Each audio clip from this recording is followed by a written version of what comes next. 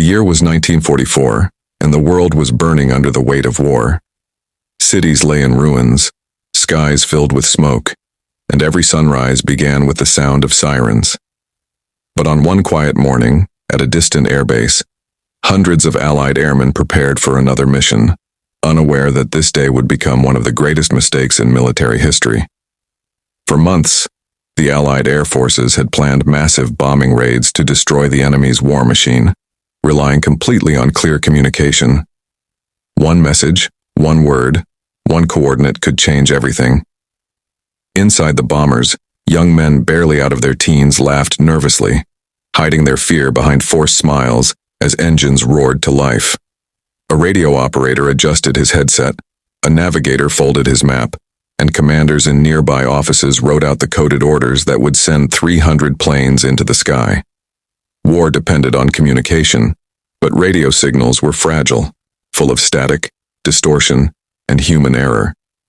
And that morning, a single misread message would unleash a disaster no one could stop. As the sun rose, 300 bombers gleamed on the runway, their metal wings reflecting the dawn. One by one, the engines thundered, the wheels left the ground, and the sky filled with power and pride. But none of the pilots knew they were not flying toward the enemy. They were flying toward a friendly city, one about to be destroyed by mistake. It all began here, in the quiet before the storm. In every war, information is more powerful than bullets. Behind every mission, there are rooms filled with maps, papers, and tired faces, intelligence officers working day and night to make sure every message reaches the right people. But in 1944, nothing about communication was easy. The world's most advanced nations were still using fragile radio waves, shortwave transmitters, and coded messages that had to travel through layers of human hands. Every word was critical, every number sacred. Yet in that complex web of messages, one small human error was about to send 300 planes in the wrong direction. In a dimly lit command center somewhere in England, a group of officers huddled around a wooden table. Cigarette smoke filled the air. On the table lay a large map covered in colored pins, red for enemy positions, blue for allies. One tired young officer leaned forward, decoding a radio message that had just come in. His eyes were heavy from 3 sleepless nights. The static from the receiver crackled in his ears as he wrote the coordinates on a piece of paper. But somewhere between the message being spoken, heard, and written down, one number was misheard. A single digit, lost in the noise. That number changed everything. He didn't know it, but the coordinates he just wrote pointed not to an enemy city in Germany, but to a friendly city. One that had no defenses, no reason to expect an air raid. The paper was stamped, signed, and sent up the chain of command. No one questioned it. Why would they? The message came from headquarters. Orders were orders. Within minutes, the information reached the airbase where hundreds of pilots waited. The target name was announced, and the crews began to load their planes. Back at the intelligence office, the young officer lit another cigarette, unaware of the chaos his small mistake had set in motion. Outside, rain started to fall lightly, tapping against the windows, nature's soft warning of the storm that was coming. In the airbase briefing room, commanders gave a confident speech about the importance of the mission. They believed they were about to strike a major enemy industrial zone. The pilots felt pride, even excitement. No one had any idea that the name of the target city had been changed by accident. One letter different, but miles apart on the map. Hours later, as the bombers roared into the sky, the radio network continued to buzz. Some operators tried to double-check the coordinates, but the confirmation never came through. The airwaves were jammed, interference was heavy, and the time window was closing fast. Proceed with orders. The last message said, a final push that sealed the fate of an innocent city. In the command room, the young officer leaned back in his chair, relieved that his part was over. He had no idea that 300 bombers were now flying toward a friendly population. A chain of errors, one tired man, one noisy signal, one unchecked message, had just written one of the darkest chapters of the war. The engines screamed across the cloudy morning sky as 300 Allied bombers lifted off, one after another like a swarm of metal giants. The air vibrated with power, the sound of courage, fear, and faith all mixed together. On the ground, mechanics waved goodbye, not knowing that many of the men they were saluting would never return. From above, the airbase grew smaller, swallowed by mist and smoke trails. Inside each bomber, the crew of 7 began their routine, pilots checking controls, gunners loading their weapons, navigators tracing lines on maps. But somewhere deep inside, every man was the same thought. Will I make it back? The sky stretched endlessly before them. Clouds looked calm, but behind that peace, death waited. Flying in formation, the planes looked majestic, a steel armada, moving with purpose. But their true direction was wrong. Unknowingly, they were flying not toward an enemy stronghold, but toward a city filled with their own allies. And all of it was because of one misread coordinate. Hours passed. The sun rose higher, casting long shadows across the wings. The radio operators kept listening for new instructions, but the airwaves were full of static. "Command, repeat target confirmation," one operator said into his headset. Silence. "Repeat, confirm target grid," he tried again. Still nothing. The reply came faint, broken, and filled with noise. To him it sounded like confirmation. But the truth was lost between radio waves. Inside the cockpit of one bomber, the pilot looked at the map again. "Are you sure these coordinates are right?" he asked his navigator. The navigator hesitated, squinting at the numbers. "It's what we received from command," he said. "Could be a new target change." The pilot nodded slowly, but unease grew in his chest. They were flying over familiar terrain, too familiar. Down below he saw rivers and valleys that didn't match the intelligence maps, but there was no turning back. Orders were orders, and in war questioning command could mean court-martial or worse. Meanwhile, formation leaders guided the bombers higher, breaking through the clouds. The world below disappeared into a white sea. The men couldn't see the ground anymore, just endless fog and the hum of engines. Some of them tried to relax. A gunner reached for his small lucky charm, a coin from home. A radio operator took out a photo of his wife. A young pilot whispered a prayer, his hands shaking. They didn't know they were flying straight toward one of the most tragic accidents of the war. As they neared the supposed target zone, the ground below came into view again. Through the clouds they saw a city, calm, peaceful, untouched by war. "That can't be right," one bombardier muttered. "Where are the anti-aircraft guns? Where's the smoke?" There was confusion on the intercom. Some crews radioed back asking for visual confirmation, but the mission clock was ticking. The leader gave the final call. "Target confirmed. Prepare for bombing run." The bomb bay doors opened. The sound of metal echoed through the air as hundreds of heavy bombs dropped into the sky. For a moment it was silent, just the sound of the wind rushing past. Then, seconds later, the explosions began. Flames rose, buildings shattered. And only then did someone realize there were no German forces below. It wasn't an enemy city. It was their own allies' home. The pilots stared in horror. Some shouted, others froze. But it was too late. The sky that once looked heroic now glowed red with fire. The radios exploded with voices, panic, disbelief, sorrow. The leader's voice broke through, trembling. "Abort! Abort mission! Wrong target!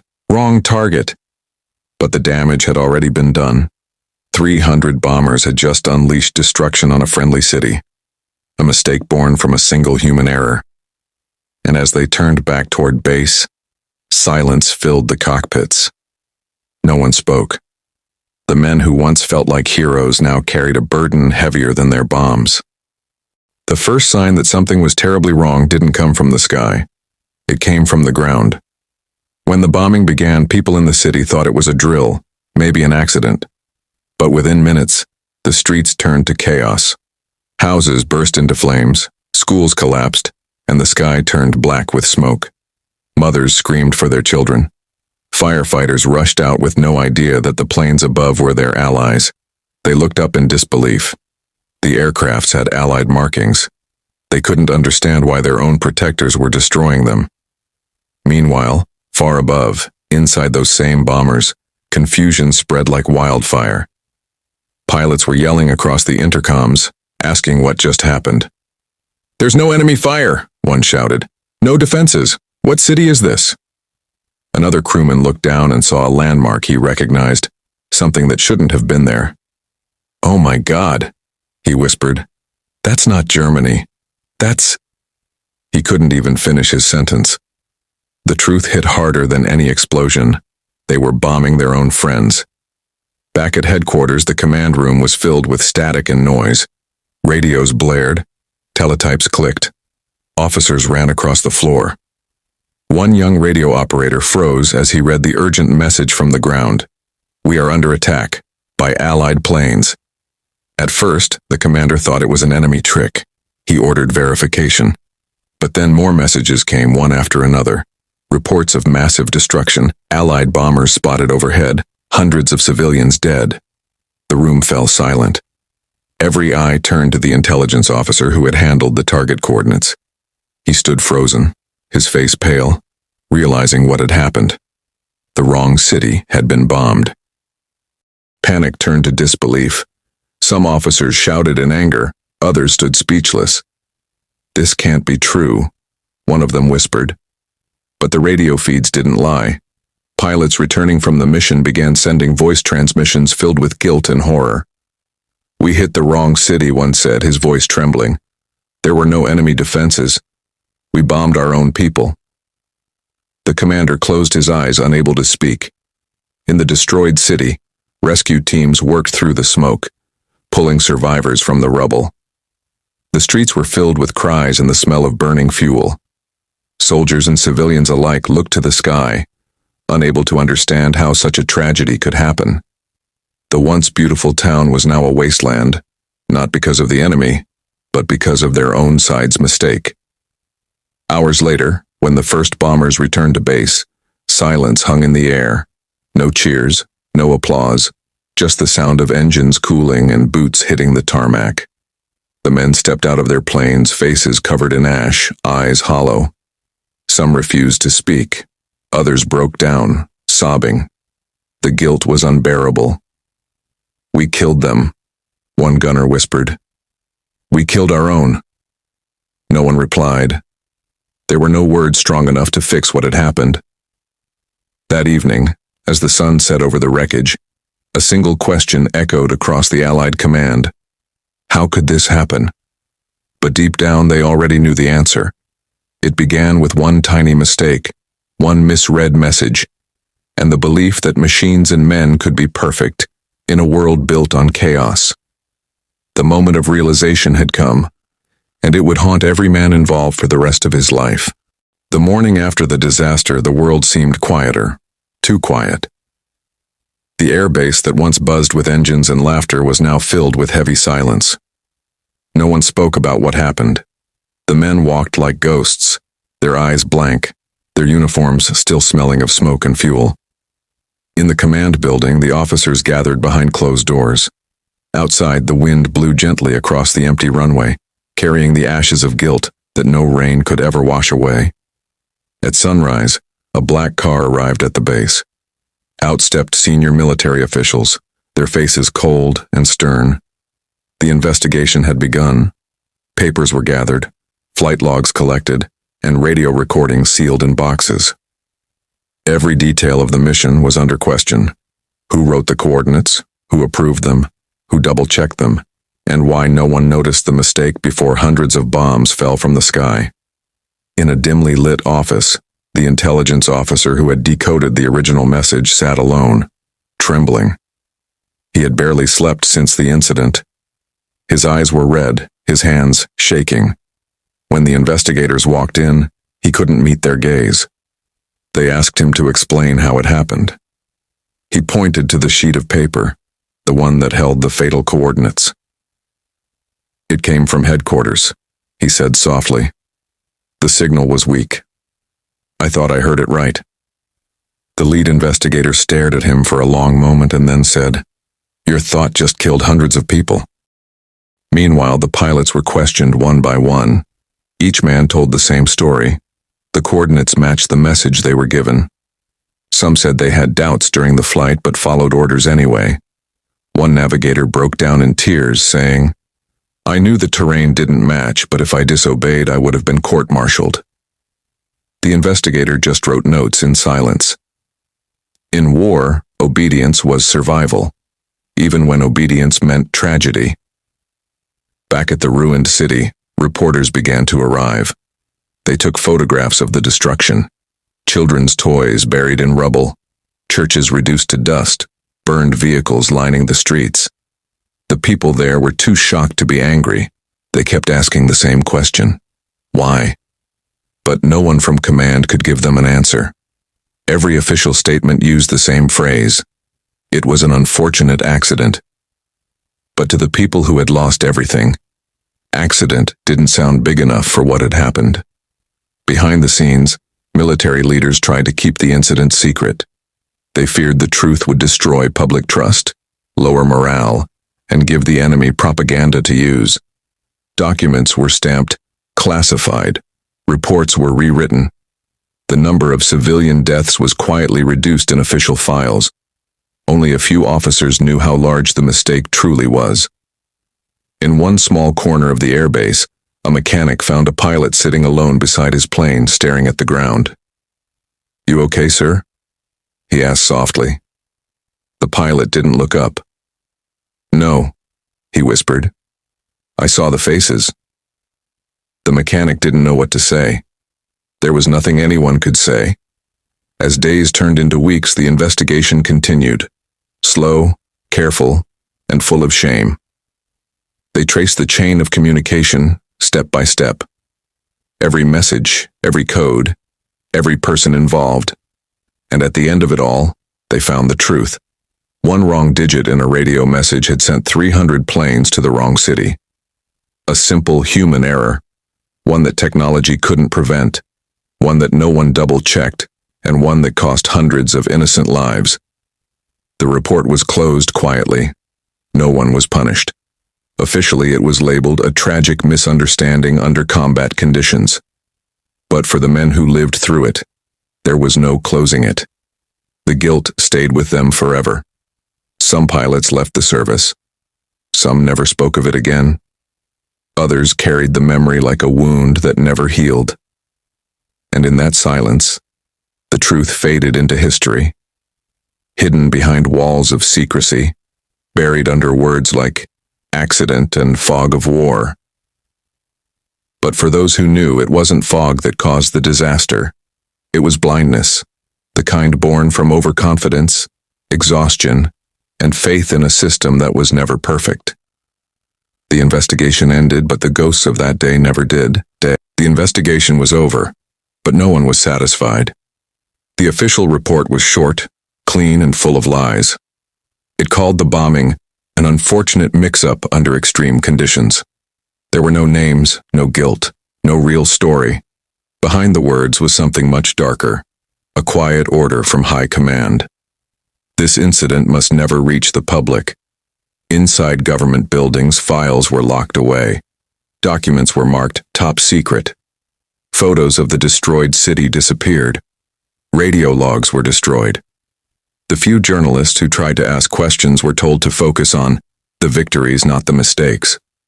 One commander said coldly, "Wars are not won with truth. They are won with control." For the men who had flown the mission, control meant silence.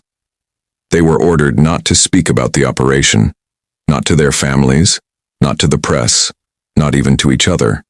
If they did, they risked court-martial. So they obeyed, just as they had obeyed that wrong order on the day of the bombing. But silence is heavier than sound, and for many of them, it became unbearable. At night, the pilots lay awake, staring at the ceiling, hearing again the distant thunder of their own bombs. Some of them dreamed of the faces they never saw, the people in the city they destroyed.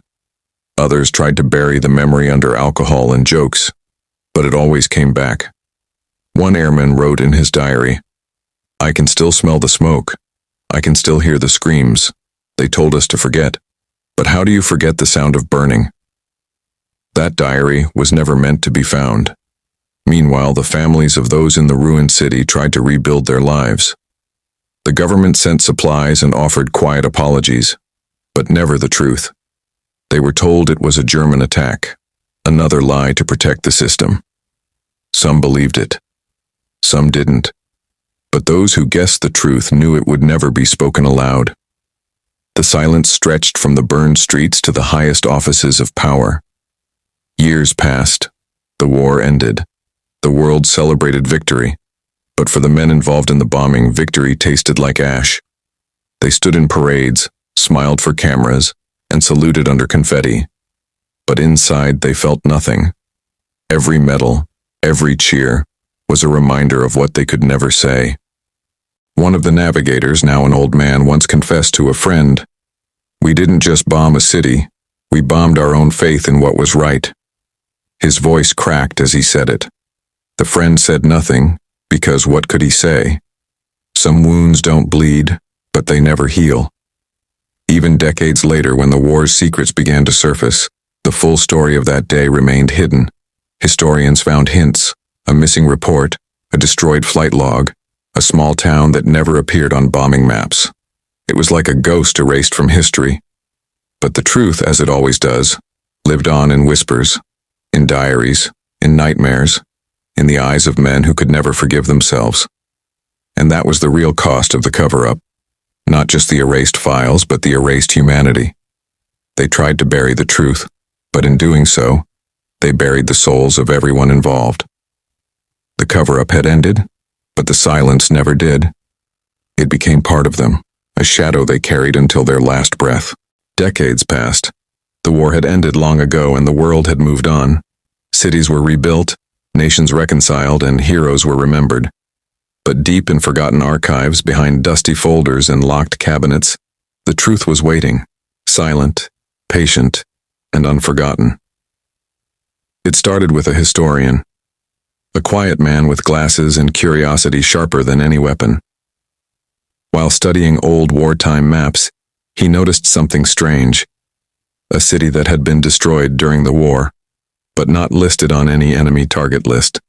Its name was missing from official bombing records, its damage never explained. The historian, puzzled, began to dig deeper. He searched through Air Force archives, intelligence notes, and old mission logs. Most of the pages were redacted, black lines covering names and numbers. But a few small details escaped the censorship: a time, a flight code, a set of coordinates. When he compared them to an old map, the coordinates pointed directly to that same missing city. His heart raced. This wasn't an enemy target, it was friendly territory. The more he uncovered, the darker the truth became. Old radio messages revealed confusion, reports of static interference, orders marked as verified, but never confirmed. And then he found a letter, written by a pilot who had flown that very mission. The letter had never been sent. The ink had faded, but the words were still clear. "We bombed the wrong city. God forgive us." The historian realized he was holding evidence of one of the war's greatest hidden mistakes. He contacted former airmen, most now old and gray, living quiet lives far from the noise of the past. Some refused to speak. Others broke down in tears. One of them whispered, "We were told to forget it, but I never could." News of the discovery began to spread quietly among academic circles. Some called it conspiracy, others called it impossible. But the historian pressed on. He gathered documents, survivor testimonies, photographs, everything the government had buried. Piece by piece, he rebuilt the story that had been erased from history. Then, after years of silence, the truth finally came to light. A report was published, detailing the mission, the misread coordinates, the destroyed city, and the long cover-up that followed. Newspapers picked up the story, and soon the world knew. People were shocked. Some refused to believe their own side could have done something so terrible. Others wept, realizing the victims had died not from enemy fire, but from their own allies. In the small city that had suffered so long ago, old survivors gathered for a memorial. They stood under the rebuilt church, holding candles. The air was still but heavy with emotion. One elderly woman who had been a child during the bombing said quietly, "For years they told us it was the enemy. Now I finally know the truth. It doesn't bring back the dead, but it brings peace." The historian attended too, standing among the crowd, tears in his eyes. He didn't see himself as a hero, just a man who listened to the silence and found the voice buried beneath it. The world finally knew the truth that leaders had tried to hide for decades. The story of 300 bombers sent to the wrong city was no longer a secret. It was history, painful, shameful, but finally real. When the truth finally came out, the surviving pilots were old men, their hair gray, their hands shaking, their eyes still haunted by memories they had tried to bury for decades. For years they had lived with a secret too heavy to speak. But now, as history uncovered what happened, they could no longer hide behind silence. The world wanted answers, but what they offered instead was confession. At a reunion ceremony, one of the former bombardiers stood before the press. His voice trembled as he said, "I was there. I dropped the bombs. We were told it was an enemy city. But when I saw the flames, I knew something was wrong. I've carried that moment my whole life." Tears rolled down his face as cameras flashed, but he didn't care.